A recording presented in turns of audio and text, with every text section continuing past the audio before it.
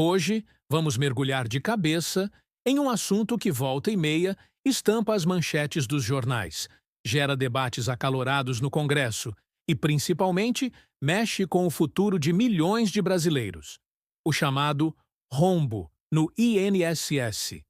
É um tema complexo, eu sei, cheio de números, projeções e termos técnicos que podem assustar à primeira vista. Mas a nossa missão aqui hoje é desmistificar esse debate, entender as suas raízes, as suas consequências e, quem sabe, vislumbrar alguns caminhos possíveis. Porque, no fim das contas, falar da Previdência Social é falar sobre a nossa segurança, sobre a proteção social que esperamos ter quando mais precisarmos, seja na velhice, em caso de doença ou outras eventualidades. Então, preparem-se, porque vamos fundo nessa questão que é crucial para o presente e, especialmente, para o futuro do nosso país. Para começar, é fundamental entendermos o que é o INSS, o Instituto Nacional do Seguro Social. Ele é o órgão responsável pelo pagamento das aposentadorias, pensões por morte, auxílio-doença, auxílio-reclusão, salário-maternidade, entre outros benefícios previdenciários. É, em essência, o pilar do nosso sistema de seguridade social. Uma rede de proteção construída ao longo de décadas com o objetivo de garantir uma renda mínima aos cidadãos em momentos de vulnerabilidade. O modelo predominante no Brasil e em muitos lugares do mundo é o de repartição simples. O que isso significa? Basicamente, os trabalhadores que estão na ativa hoje, com as suas contribuições mensais, financiam os benefícios daqueles que já se aposentaram ou estão recebendo algum auxílio. É um pacto entre gerações. A geração atual sustenta a anterior, na expectativa de que a próxima geração fará o mesmo por ela. Parece um sistema engenhoso, e de fato é, mas ele depende crucialmente de um equilíbrio demográfico e econômico para funcionar sem sobressaltos. E é aí que começamos a entender a origem do tal rombo. Quando falamos em déficit da Previdência, estamos nos referindo a uma situação em que as despesas com o pagamento de benefícios superam as receitas arrecadadas com as contribuições dos trabalhadores e das empresas. Ou seja, sai mais dinheiro do caixa do INSS do que entra. E essa diferença, esse saldo negativo, precisa ser coberto de alguma forma, geralmente com recursos do Tesouro Nacional, o que, por sua vez, impacta o orçamento geral da União e, consequentemente, a capacidade do governo de investir em outras áreas essenciais, como saúde, educação e infraestrutura. Mas por que esse desequilíbrio acontece? São diversos fatores interligados, e é importante analisá-los sem simplificações excessivas. Um dos principais motores desse descompasso é a transição demográfica pela qual o Brasil está passando. A população brasileira está envelhecendo. As taxas de natalidade vêm caindo consistentemente nas últimas décadas, o que significa que, proporcionalmente, teremos menos jovens ingressando no mercado de trabalho no futuro.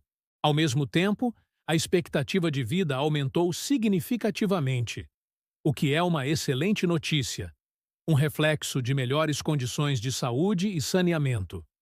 No entanto, para o sistema previdenciário de repartição, essa combinação é desafiadora. Mais pessoas vivendo por mais tempo e recebendo benefícios por um período maior, enquanto a base de contribuintes, a força de trabalho ativa, não cresce na mesma proporção, ou até mesmo tende a diminuir em termos relativos. Pensem nisso. Se temos cada vez mais idosos para cada jovem trabalhador, a conta simplesmente não fecha no longo prazo sem ajustes. Outro ponto crucial é o mercado de trabalho brasileiro. Ainda convivemos com uma alta taxa de informalidade. Milhões de brasileiros trabalham sem carteira assinada, como autônomos não contribuintes ou em atividades não regularizadas. Essas pessoas, embora façam parte da força produtiva do país, não contribuem regularmente para a Previdência Social, o que diminui a base de arrecadação do sistema. Além disso, períodos de crise econômica e desemprego elevado, como os que vivenciamos em diversos momentos, também afetam diretamente as receitas do INSS. Menos gente empregada formalmente significa menos contribuições entrando no caixa. Não podemos esquecer também das regras de acesso aos benefícios. Ao longo da história, o Brasil teve regras relativamente generosas para a concessão de aposentadorias e pensões, muitas vezes permitindo que as pessoas se aposentassem cedo, com pouco tempo de contribuição, ou com cálculos de benefício, que, embora justos do ponto de vista individual, pesavam coletivamente no sistema. Houve, claro, diversas reformas previdenciárias ao longo dos anos, sendo a mais recente e abrangente a de 2019, que buscou justamente alterar algumas dessas regras, como idade mínima, tempo de contribuição e fórmulas de cálculo, com o objetivo de conter o crescimento das despesas e dar maior sustentabilidade ao sistema no longo prazo. Essas reformas são sempre temas politicamente sensíveis, pois mexem com expectativas e direitos adquiridos, mas são vistas por muitos especialistas como necessárias diante do quadro demográfico e fiscal.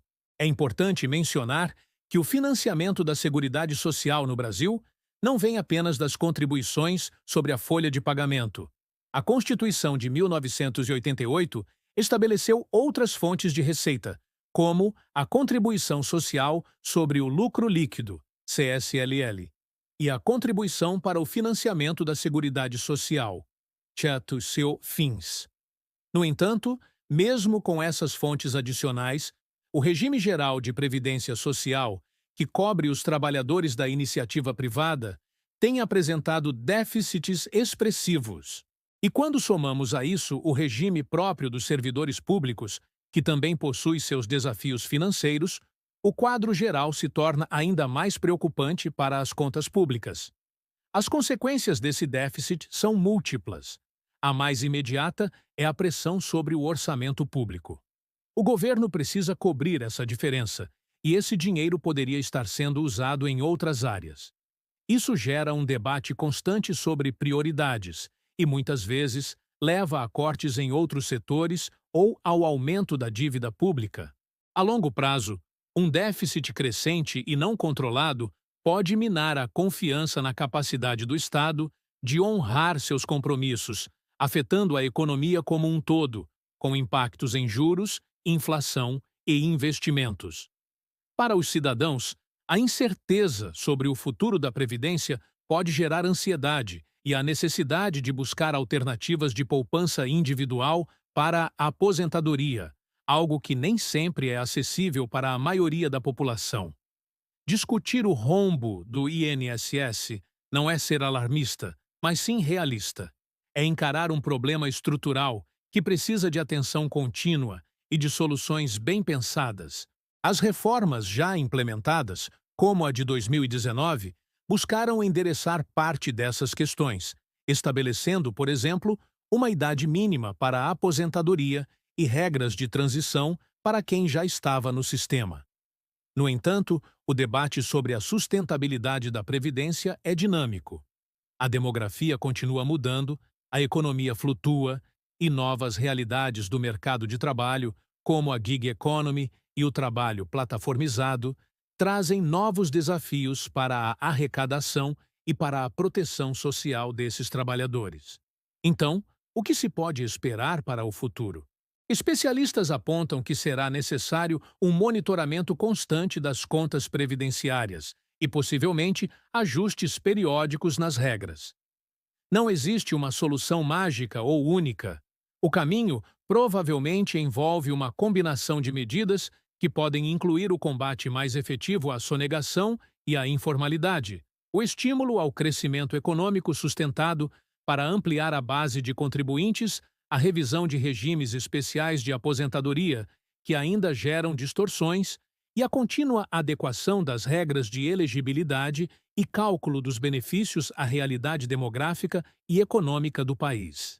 É fundamental também que haja transparência total na gestão dos recursos da Previdência e um amplo debate com a sociedade sobre as escolhas a serem feitas, pois todas elas envolvem trade-offs e impactam diretamente a vida de todos nós. A questão previdenciária toca em aspectos muito sensíveis da nossa sociedade. A justiça social, a solidariedade entre gerações e a dignidade na velhice. É um desafio que exige responsabilidade fiscal, mas também sensibilidade social. Precisamos encontrar um equilíbrio que garanta a sustentabilidade do sistema sem comprometer a sua função primordial de proteger os cidadãos.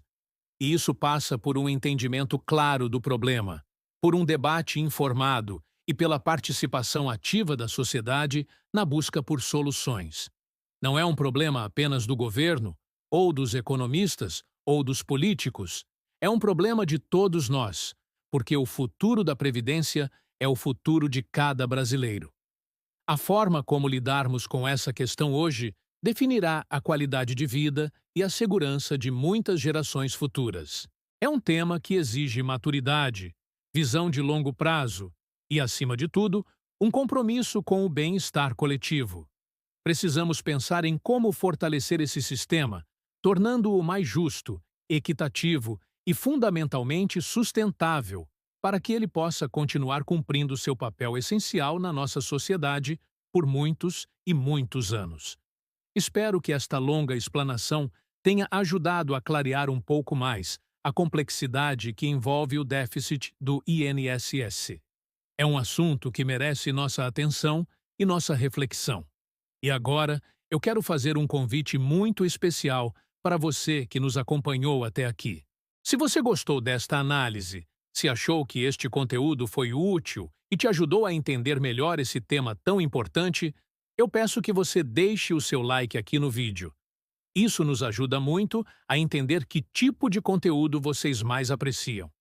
E mais importante ainda, inscreva-se no nosso canal. Ativando o sininho, você não perde nenhuma das nossas futuras discussões sobre temas relevantes para o Brasil e para o seu dia a dia. Queremos continuar trazendo análises aprofundadas e debates construtivos como este. E, claro, deixe o seu comentário. Qual a sua opinião sobre o futuro da Previdência? Você tem alguma dúvida que não foi abordada? Como você acha que podemos construir um sistema mais justo e sustentável? A sua participação é fundamental para enriquecer essa conversa. Muito obrigado pela sua audiência e até a próxima.